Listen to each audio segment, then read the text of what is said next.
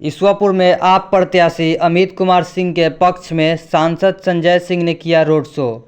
आम आदमी पार्टी के राज्यसभा सांसद एवं दिल्ली सरकार के पूर्व उप मुख्यमंत्री संजय सिंह ने शनिवार को ईश्वरपुर में पार्टी प्रत्याशी अमित कुमार सिंह पक्ष में सैकड़ों समर्थक के साथ रोड शो किया। इस मौके पर उन्होंने कहा कि बिहार में अपराध तथा भ्रष्टाचार चरम पर है। मोकाम्बा में दुलार चंद यादव के सरेआम हत्या कर दी गई, वहीं उनके घर पर रखे 100 के पास भी बवाल और गोलाबारी की गई। सिवान में दरोगा अनिरुद्ध कुमार की गला रेतकर हत्या कर दी गई। बिहार का चुनाव आज जिस मोड़ पर खड़ा है, यह साबित करता है कि एनडीए सरकार में जंगल राज कायम है। दिल्ली, बंगाल, असम जैसे राज्यों में बिहारियों पर बुलडोजर चलाया जा रहा है, अत्याचार किया जा रहा है, बावजूद बिहार की एनडीए सरकार चुप है। बिहार में रिश्वतखोरी एवं अफसरशाही चरम पर है। यहाँ से पलायन रुकने का नाम ही नहीं ले रहा है। नए कल कारखाने खुलने की बात तो दूर है, पूर्व के बंद पड़े कल कारखाने भी चालू नहीं हो रहे हैं। उन्होंने तरैया विधानसभा के पार्टी प्रत्याशी अमित कुमार सिंह को तरैया का युवा, कर्मठ एवं संघर्षशील सेवक बताते हुए उन्हें भारी मतों से जिताने की अपील की। साथ ही कहा कि बिहार में एनडीए की सरकार 20 वर्षों में जितना विकास नहीं कर पाई, उतना आम आदमी पार्टी की सरकार बिहार में बनने पर 5 वर्षों में कर दिखाएगी। पार्टी के विधानसभा प्रभारी अमित सिंह ने कहा कि जाति धर्म से ऊपर उठकर काम करती है। हमारी प्राथमिकता सूबे में अमन चैन कायम करना तथा तरैया में डिग्री कॉलेज का निर्माण करना है। इस मौके पर प्रत्याशी अमित कुमार सिंह, पार्टी के जिला संयोजक उमेश्वर सिंह उर्फ मुन्नी जी, गरखा विधानसभा के पार्टी प्रत्याशी इंजीनियर सदन कुमार, हाई कोर्ट पटना के अधिवक्ता रंजय कुमार यादव, राकेश कुमार यादव, राजेश यादव, गणेश दत्त, जितेंद्र यादव समेत पार्टी के सैकड़ों कार्यकर्ता मौजूद थे।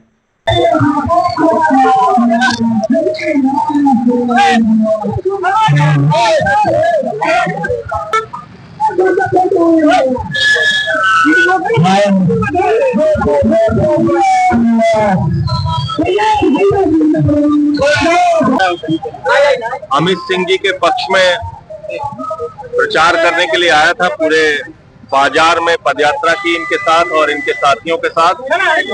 हमारे साथ राकेश यादव जी हमारे प्रदेश अध्यक्ष हैं, केशव जी हमारे महासचिव प्रांत के, और प्रत्याशी महोदय अमित सिंह जी वो भी पूरे यात्रा में साथ रहे।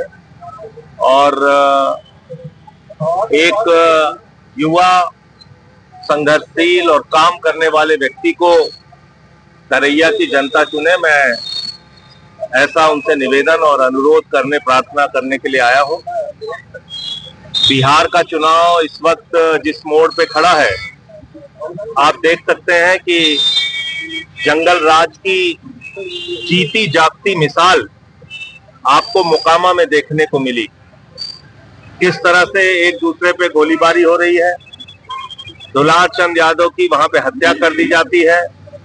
उसके बाद जब उनका मृत शव घर पे ले जाया जा रहा है, वहां बवाल हो रहा है, गोली चल रही है।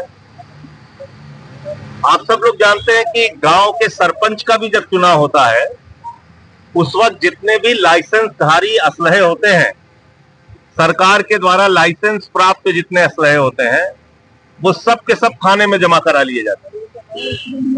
तो इसका मतलब ये अवैध असलहा है जो खुलेआम जिसका प्रदर्शन हो रहा है, जिसका इस्तेमाल हो रहा है। और सिवान में एक दरोगा अनिरुद्ध कुमार की गला रेतकर हत्या कर दी गई। तो ये कानून व्यवस्था की स्थिति है। पलायन का मुद्दा सारे लोग उठा रहे हैं चुनाव में। बीजेपी वाले भी बोल रहे हैं, हमारी मुख्यमंत्री दिल्ली की आई थी रेखा गुप्ता जी, वो भी बोल रहे पलायन क्यों कर रहे हैं बिहार के लोग।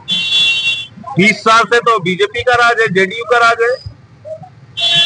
और जो लोग यहाँ से पलायन करके दिल्ली, मुंबई, अहमदाबाद, कोलकाता, चेन्नई जा रहे हैं, उनके साथ बीजेपी का रवैया दिल्ली में क्या है। 8 महीने से सिर्फ बिहार के लोगों के ऊपर बुलडोजर चल रहा है, उनकी दुकानों पे, मकानों पे, झुग्गियों पे।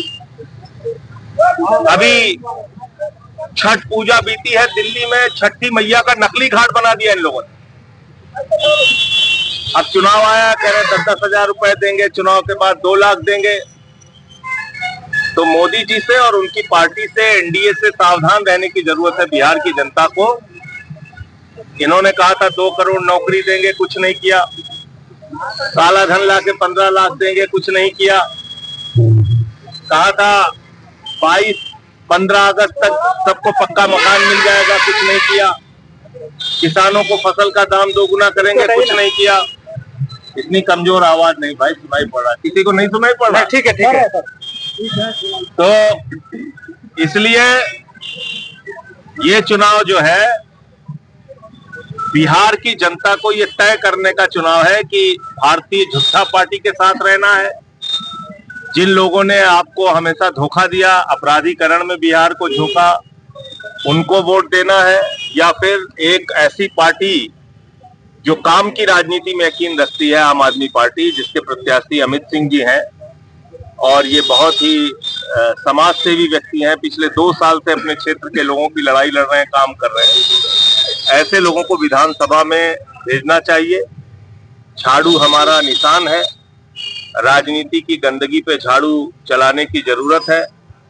और इस वक्त तो वैसे भी बिहार के लोगों को 2 गुना ताकत लगानी पड़ेगी, क्योंकि 80 लाख वोट एसआईआर के जरिए काट दिए गए हैं।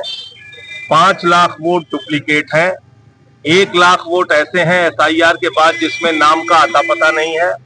और घुसपैठिया पकड़ने के लिए मोदी जी ने अभियान चलाया था, चुनाव आयोग ने। मात्र 315 विदेशी नागरिक एसआईआर में मिले हैं, जिसमें 78 मुसलमान, बाकी नेपाल के हिंदू हैं। तो पूरे प्रदेश को आपने परेशान किया, सबसे सर्टिफिकेट मांगा, सबसे कागजात मांगे। वो प्रधानमंत्री जो खुद आज तक अपनी डिग्री नहीं दिखा पाए।